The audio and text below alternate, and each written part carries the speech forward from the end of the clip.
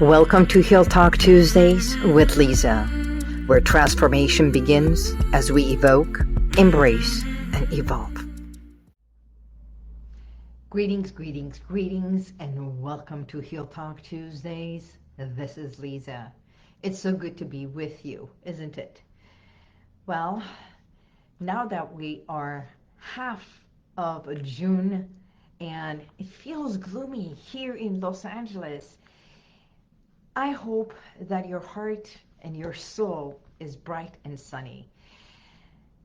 So today we're going to be talking about Father's Day that is coming up, father figures, and yes, even though as a certified clinical hypnotherapist, stress management consultant, I work primarily with women as the women's wellness expert, I do see a lot of men and young boys who come here for all kinds of treatments. So as a hypnotherapist, a lot of people say, now, why would anyone want to come and see a hypnotherapist, or why would anybody want a coach? Because I'm also certified as an action coach. So not every time do you have to go into hypnosis, and we can have a dialogue to make a shift, as I call it, going from pain, whatever it's paining you, to gain aspect, to gain a lot of perspective about who you are, what you think, what you want in life, and have this clarity about your health and wellness, plus your mindset, and we do a reset from the core, right? Which I call it a reset from the core set. So a little bit of humor in life will take you a long ways. Yesterday I sent an email for my those who are on my mailing list talking about Father's Day, and I've already had 4 gentlemen responding and saying what a great newsletter it was. If you are following me by any chance, make sure that you subscribe to my YouTube channel. Plus, if you want, you can go to my website, put your name, your email. You don't even have to put your name automatically, just your email, and get on our mailing list, because twice a month we send out information that it is informative, it is inspiring, it is health, it's about my events and everything that is happening. So this message was about gentlemen, men, fathers, and believe it or not, I was talking about the father figure to someone, because not everyone has their father with them. I know I didn't lose. That's not true. Because I have to be cognizant of what I'm saying when I'm also helping my clients and you, my audience.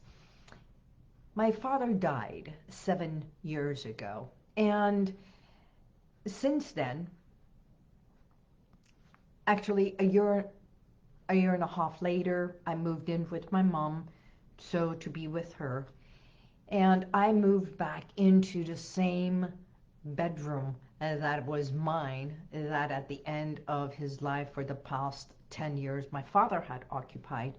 And I remember walking in there the first time and having everything that was mine all situated. It was like I'm walking back into my room. And then I realized, one day I was in my room. I was supposed to talk about this, but I remembered when he was sick at the end, and I sat next to him holding his hand, and we started talking about a lot of things. And one of the things that we talked about was his young times, how it was when he was young. And he was sharing that how life was so different for them, that they had more fun. And he was saying, we've had better times and more fun and more joy than you are having nowadays. And he was worried that I don't have enough happy times, that I'm working a lot. And he was just worried and concerned because he knew his days were coming. And I said, it's okay. Because it was this beautiful father and daughter moment that was precious.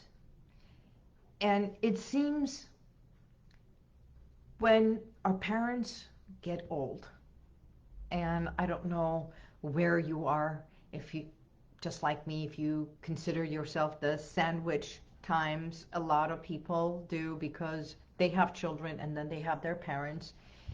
And so taking care of the children and parents eventually at an older age become very childlike, and their needs. Plus, because they can't control a lot of things, like they can't drive, and they get upset because all their life they've been in control. They had the key, right? The key to the car to go anywhere they wanted. And when the key is taken away from them, or the car is taken away from them, they get quite agitated. And my father was not one of those. And I remember when he turned 90, he put the key on the counter and said, it's time for you to take care of the driving now. And will you take me everywhere? And it was, of course. Plus, there was other means to have access and everything else. If you're in the state of California, there's so many ways to take care of the elderly. So they become sensitive, they become childlike, they become irritated, they become angry. And we have to remember, who is this person? Is this my father? Do you see your father? Do you see the men in your life as their title? You're supposed to be the provider. You're supposed to be the man of the house. You're supposed to be the caretaker. You're supposed to be the person who brings the bread. Or you're just another human being, as sensitive, as caring. And there are days that you get angry, you can't sleep, you're agitated. So a part of all this is how we as children look up to our father figures, what we learn. And yes, not everybody respects or likes their father. Not every relationship is loving, and that's a fact. And not every relationship is that it's respecting the father. But the love is when all that anger and resentment and everything is happening.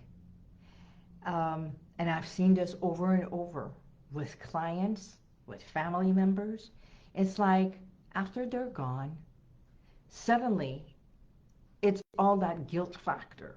I didn't do this. How come that person, my father didn't do this, my father didn't do that? All that resentment and anger. What if, instead of all that, you give yourself permission to find ways to communicate and get to know your father as a person? To find out what they like, what they don't like, something about their past that you didn't know. And one of the things I remember I did growing up, I was like a shadow to my father. Wherever he went, I went. I followed him everywhere. And then, as young women, we grow up as teenagers, and we shift. Some still are very connected to their father, but we go in to starting dating and start communicating with the mother figure about feelings, about who we are, about the change in our own body, right? So having someone to communicate and understanding both ways, facts of life.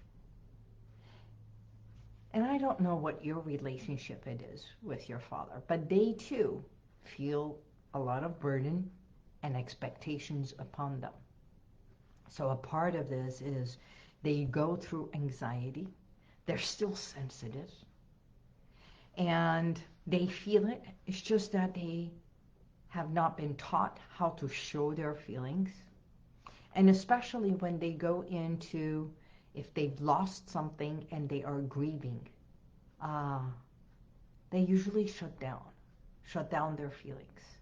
Most of my clientele that come in here, gentlemen who come in here, they come for panic and anxiety, insomnia, or that inkling of I have not completed, I have not done so, and the expectations that rides upon them.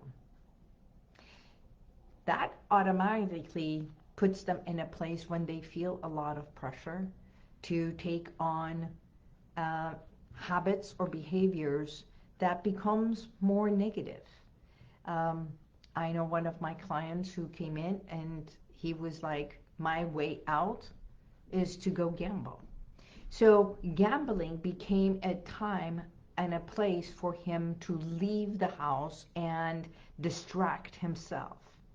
And to a point that he wanted to stop it. He didn't know how to stop, because even when we have a negative habit, if the negative habit is satisfying, if it is feeding something which in turn feels good, even if it is away from home, away from work, away from the daily challenges and expectations, we stay in that negative habit because we're getting something out of it.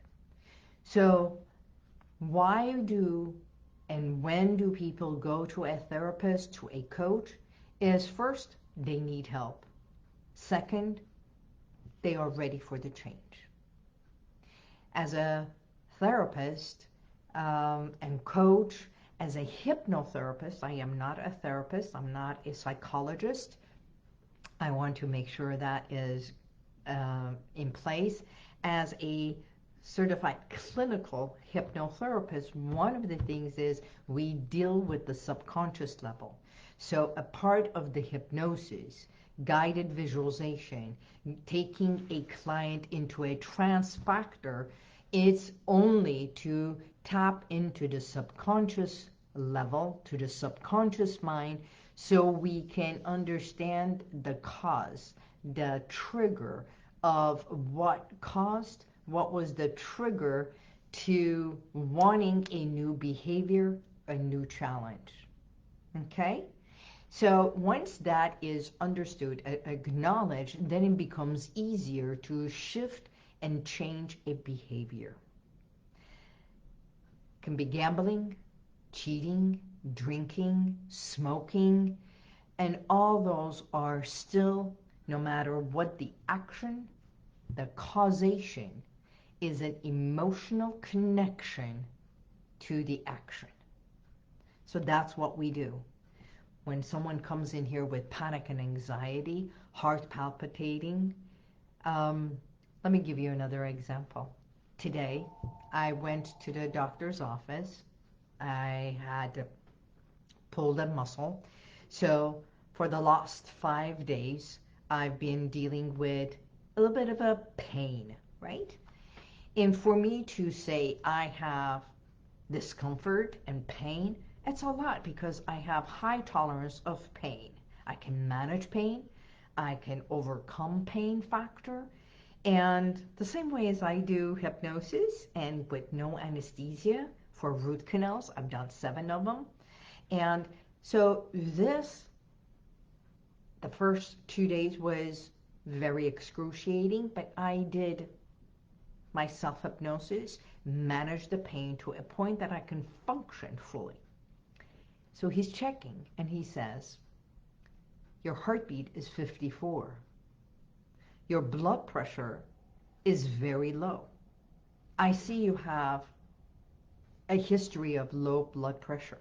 And when I'm saying low, that means my blood pressure is normally between 95 over 55, okay? Instead of the other way around. My heartbeat was 54. And he says, "Are you an athlete?" I said, "No."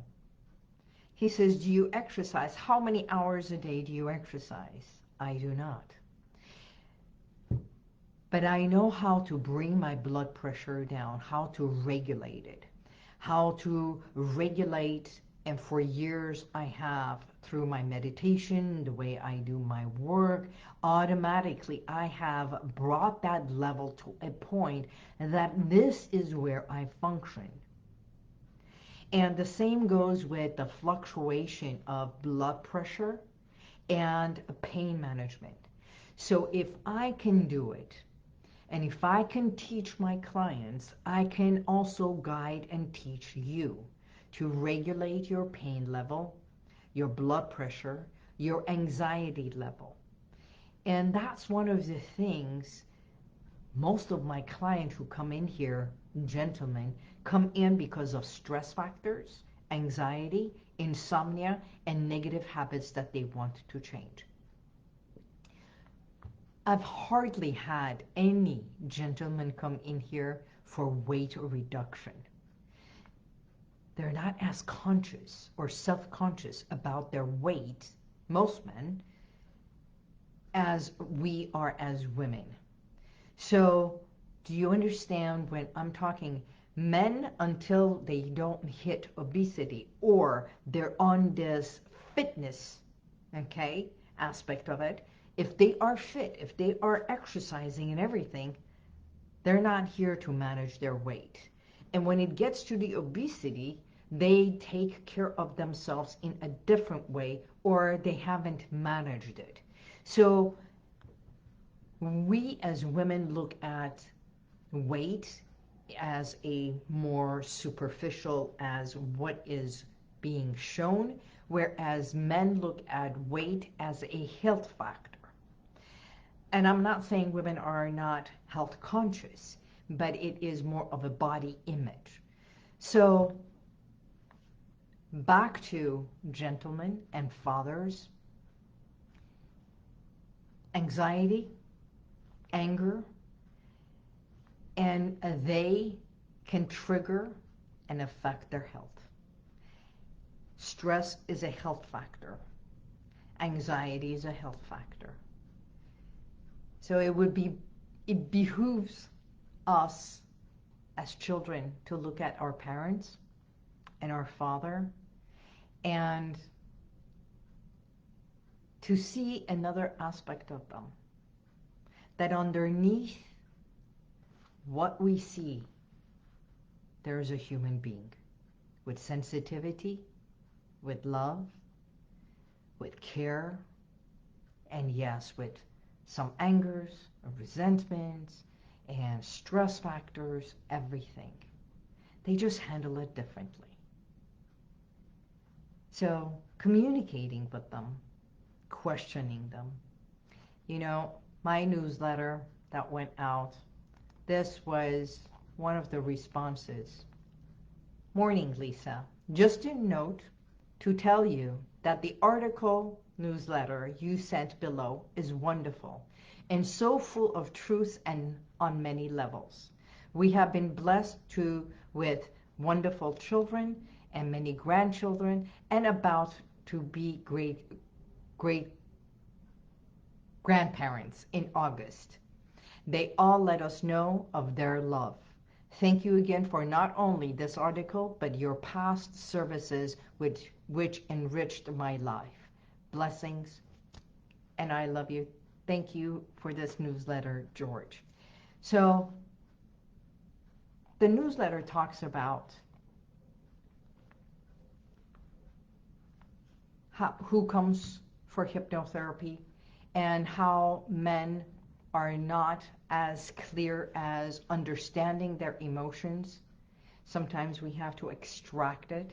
And many of them who go through stress factor experience symptoms as anger, aggression, pain in the body, which is psychosomatic, digestive problems, which is the digesting of life, whatever it is going, because it's from the outside and they have not learned how to speak about. Women talk about their emotions, men go and do something with it. They either go fishing for them, or they are with their buddies at a cigar smoking and they sit and have a cigar time and we're with the whiskeys, or they go golfing, or they do something to get their stress out. Women love to go shopping and do their self-care, get their massages, or talk to a friend. Women love to share stories, right?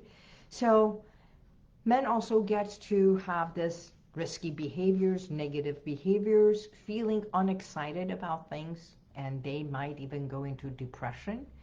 And yes, trouble having sleeping. So how I said you can help them, show that you are grateful. Have a cup of tea, cup of coffee. You know, we talk about couples having date nights.